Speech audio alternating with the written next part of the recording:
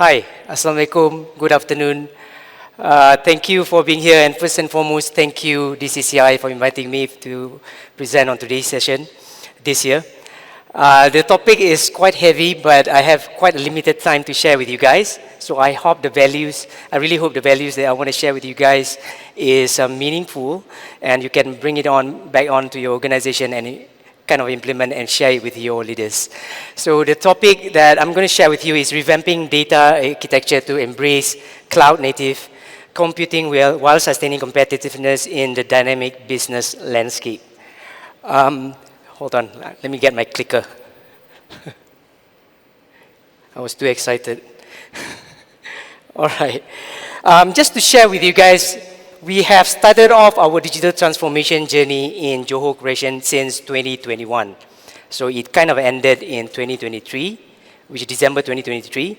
But like what I always tell the stakeholders is that it's just the end of the new beginning. So before we embark on the new beginning, just to share with you guys, how do we drive the digital transformation for the past 3 years?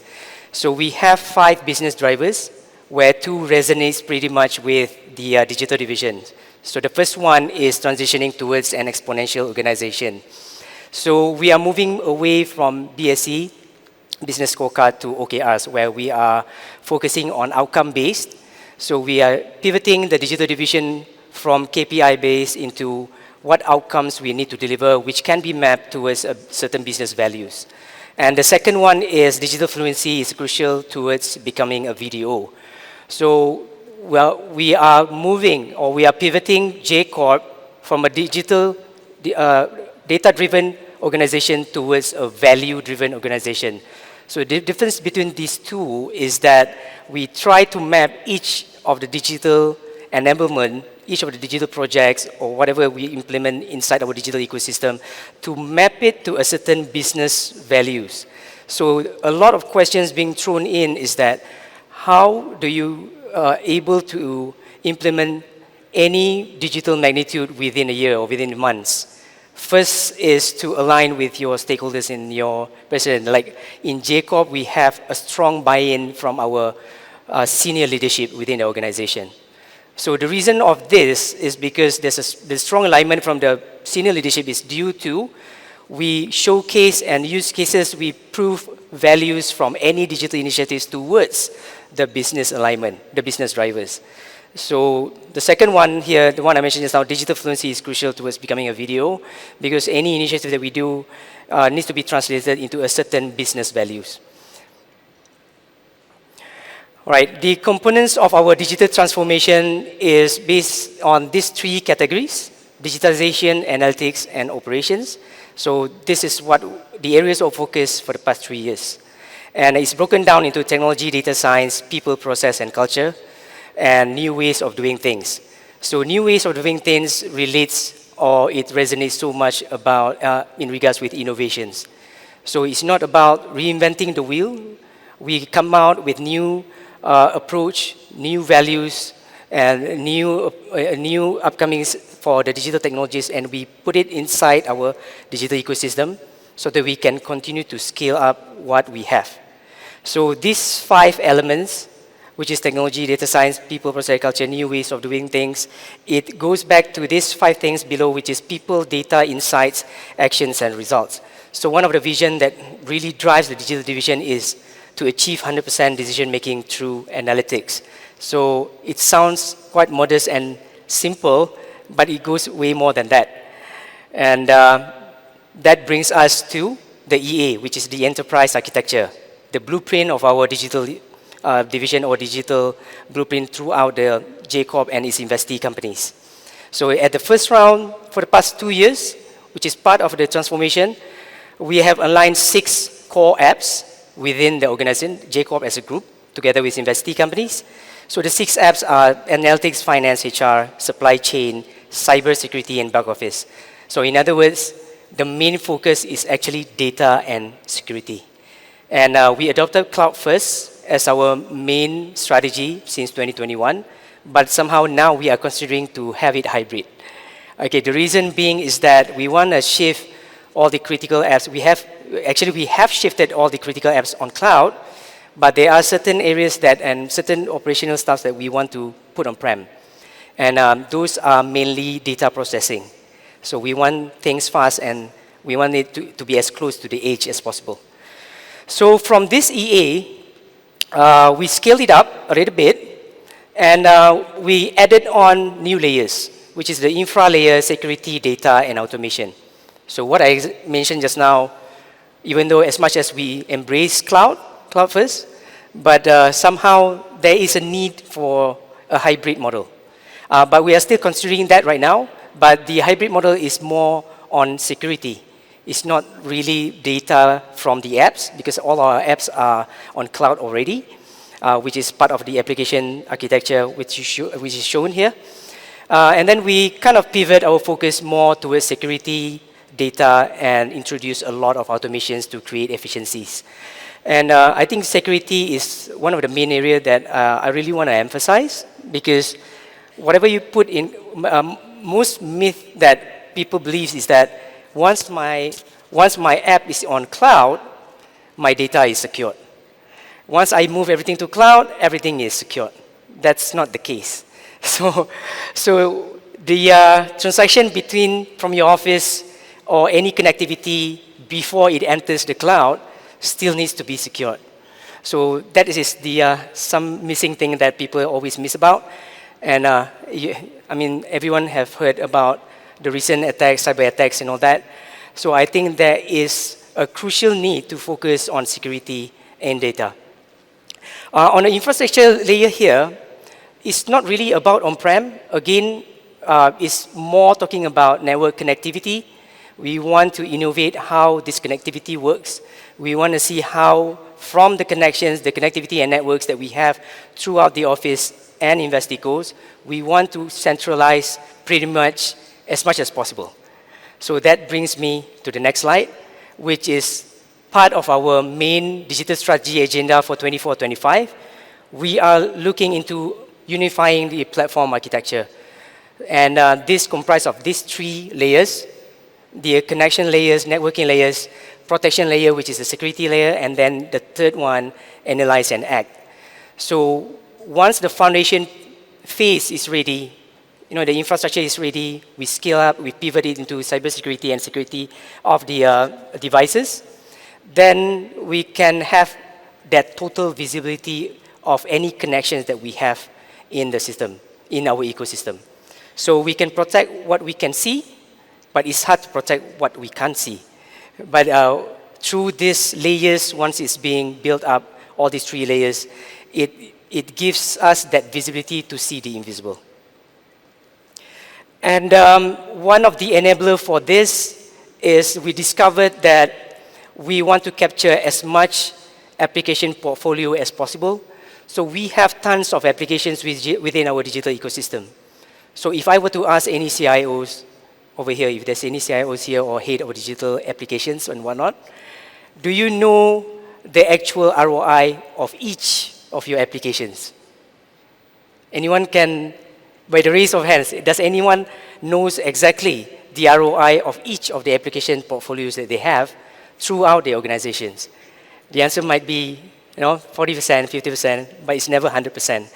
But we want to have that. We want to have that 100% visibility of the entire ecosystem that we have. And not only that, we want to have that 100% visibility of the entire digital ecosystem that we have. That includes infras, AP switches, and whatnot.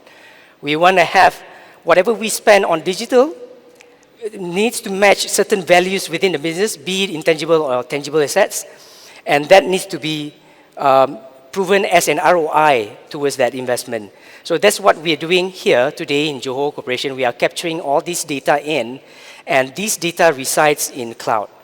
The reason being is that because we have diversified portfolios, and we want to capture this information which is scattered everywhere, not only region-wise, location-wise as well, and diversified business as well. So there are data sets which need to be curated so that we can have that visibility, and we want to map it to certain values, which is the value needs to be mapped out to our Jacob group as a whole.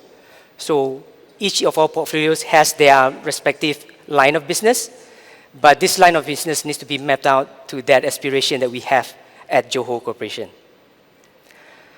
And through our cloud adoption, through the apps that has been built in the cloud, that gives us the opportunity to scale up our RIDE framework. So I think last year and the year before, we have introduced our innovation framework, which is called RIDE, which is Rapid Innovation and Technology Excellence.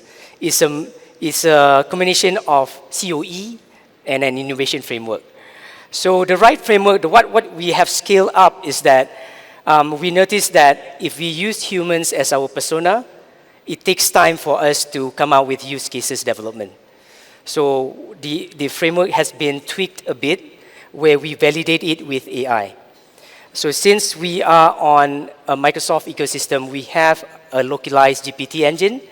So this allows us to curate the answers based on the people within our organization alone. So it's not being affected by data which exists out there in the market. We know the data comes from our DNA, our people itself within the organization. And when we validate the use cases that we have, the ideas, and we begin the ideation processes, we create sort of artificial personas and validate them so that we can create a few hypotheses to begin with the use cases. And this has been transitioned into a hackathon. So in a day, we can ideate ideas and come out with MLPs, which is the most lovable product. And we're running it as a gamification. So we gamified the overall process of ideation in J Corp. So whoever has the most interesting idea gets the best prize. So one of the mandates from our president is that make sure the price is really attractive. So that's the few tweaks that we have in the RIDE framework, but it still revolves around the three validation, which is customer, solution, and business. So just to elaborate a little bit, customer is your personas, whoever will be using that particular solution. And the solution is, of course, the solution that you're going to put in post for that particular idea. Business validation is the most important thing. This is where we kind of validate that idea against the business values, the monetary or whatever ROI in terms of monetary or intangible assets that it can produce end of the day. Sorry if I'm speaking very fast because I need to finish this up during the allotted time given. So this is a sample from the ideation that we have. So as you know, JCO has 4 portfolios. One of it is REIT, which is real estate and infrastructure. So under REIT, we have 3 companies, Asset, Infratech, and JLG Capital. So the DNA of what we have in our digital transformation, what we have achieved in digital transformation, and what we have built in JCorp as a group, you can see that we still focus on integration and collaboration. On the right side, which is the ESP, we are still focusing into the 3I initiative that we have, which is AI, automation, and analytics. And we've split it down into business process, functional service layer, and user management layer. So as much as we, like I said in the beginning of my presentation, as much as we preach cloud first as our main strategy initially, but looking at our portfolios, there's a need for a hybrid model. So at the user management layer especially, we want to see how we want to capture the data from our customers, because our portfolios has customers and operations. Like for the likes of JCorp, because it's an investment holding company, we get our profits from the dividends from our portfolios. So we don't have customers, we don't have products. But when we go down 1 layer, 2 layers down within our investicos and our portfolios, there are operations and we have customers. It's an area that we really need to focus because those are the revenue maker for JCorp Group. And another use case that I want to share is that from the ideation that we put in cloud through the AI ideation processes, the validation that we did, we pivot how the healthcare should transform or operate. Of course, customer is still in the picture, but we want to be able to impose machine learning, AI capabilities, and enhance the customer experience. So whenever we go anywhere, be it shopping malls, be it KLCC Convention Center, the modernization that if somehow that can be felt is something that someone will talk about outside when they go back, when they meet their friends and whatnot. So that's what we want to do. We want to modernize the healthcare so that we get more insights from the customers, and at the same time, customers get more insights from the hospital itself. So we are looking into telemedicine. We want to embrace that because a lot of research is saying that the most affected area in the anywhere for a patient, the most dangerous area for the patient is actually the hospital. So telemedicine is something that we really want to shift our focus on. We are looking at IoT devices, and we are looking at devices which can pair with third-party applications using our smartwatches, which is available out there, and bring those data into our ecosystem and churn out insights so that both ways, the organization itself as well as the customers can benefit out of it. So that is how we kind of map out on how we can churn out to become a value-driven organization. So we deliver values not only to customers, we gain values at the same time. So the main focus is all about how we churn out values rather than this technology is good, that technology is good, this is the way to go, everyone is using this technology, but why? The reason why is something you need to answer. So the rule of thumb that I always tell even my team and how I action each initiative that we have in Johor Corporation is the 3 parts, which is why, the reason of doing so, and the how part, and of course the final question is when. So once you capture the why, I think the question of what will come soon after that, and then the question of when, because they are eager to implement it, seeing the value that you are delivering. All right, this is my last 2 decks. Digital Empowerment Endgame. This is the digital strategy which has been shared to our board members, stakeholders in December, which is part of our strategic planning for Johor Corporation. So we kind of split it out between AI, automation, and analytics. These are the main pillars. So we categorize each of the initiatives according to these 3. So the one that you can see far on the right side of the deck is our DNA, the growth mindset, cross-functional skills, ecosystem thinking, and digital fluency. So we sort of map out each of these initiatives with Jacob's DNA. So the one that you can see on the green bars, 100%, 100%, some 80%, some 20%, is the enablement of this particular product or solutions. So most of it has been enabled. We are churning out values after values from this enablement within our ecosystem. We validate it against the people within the organization. We conduct surveys as a baseline, so which is quite important as well. Always do a baseline survey before you do any digital initiatives, because it will be so hard to prove there is an efficiency increase without doing any baseline surveys.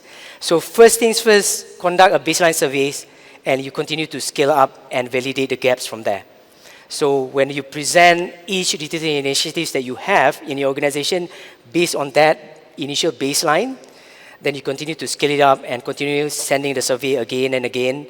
So you continue to pivot your solutions against the survey results that you get. Right, that's all I have for today. I think I overshot by about a few minutes. Thank you for your attention. All right, thank you so much. Thank you, bye-bye.